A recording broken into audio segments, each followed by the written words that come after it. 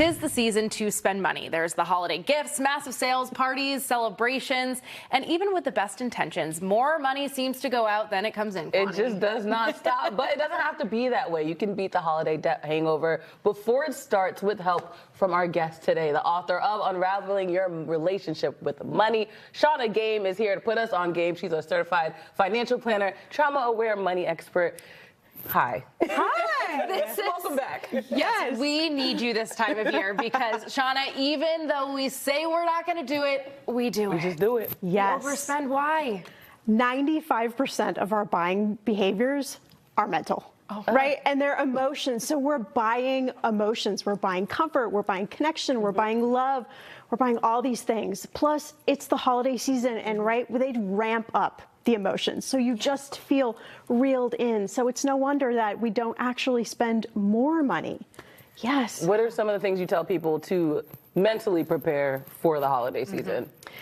We have to know how much we're buying and for each person. There are so many great apps out there. Santa's Bag is actually one I use. You can set up who you're buying for and how much you're going to spend, but I also want you to attach an emotion to that. So I want you to really figure out what emotion you're buying when you're buying this gift. It's going to save you actually hundreds and hundreds of dollars because you're really going to narrow in who is this person and how do I want them to feel and how do I want to feel buying this gift.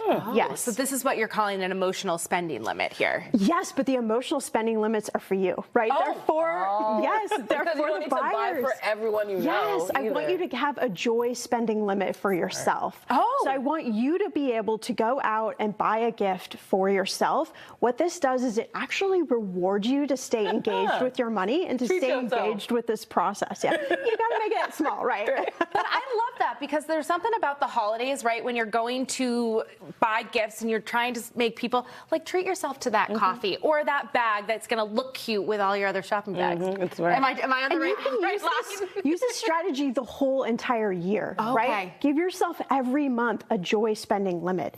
Something that is going to keep you feeling like I'm getting something and I don't have to go out and then just like max out my credit card. Yeah, that's smart. Do you have a plan for people that do want to spoil their family, but again, don't want to overspend, but also don't want to seem cheap either? You know, right? What's the fine line? It's really tough, right? And it's tough in families. Sometimes a sibling makes more than another sibling, and so that brings up all of these emotions. Be resourceful, right?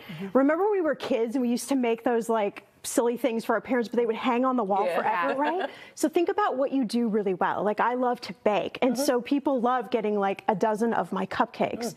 But you can also do things like credit card points, right? You can turn those in for cash, for Amazon purchases, gift cards. So there are so many different ways. Be resourceful, yes. By the way, we'll be waiting for our cupcakes. Make sure you... Well, they're good.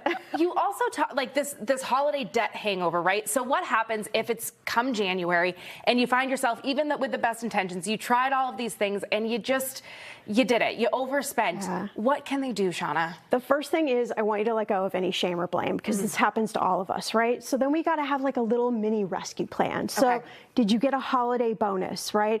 Or are we able to maybe move like $25 a month over to our debt or something, right? So be proactive with it, but we've got to start separating the feelings from the actual tool of money. Because the shame isn't going to help you pay the debt. Exactly. Okay. Where can we find you for more information? Oh, you can go to my website, heyshannah.com. I've got a great 4-day audio series called Bank Account Therapy, which will be perfect for the holiday season. Yes. You're going to need that. And maybe you can gift your book to someone who might need it too. Yes, it's horrible. I know, but I feel that's like the gift of giving is like, you know. But you're also giving them peace of mind when they read the book to learn how to approach next year. Absolutely. It's a win-win. All right, Shannah, we're going to do our best to avoid the holiday debt hangover. So we will see you back here hopefully soon with good news. Yes.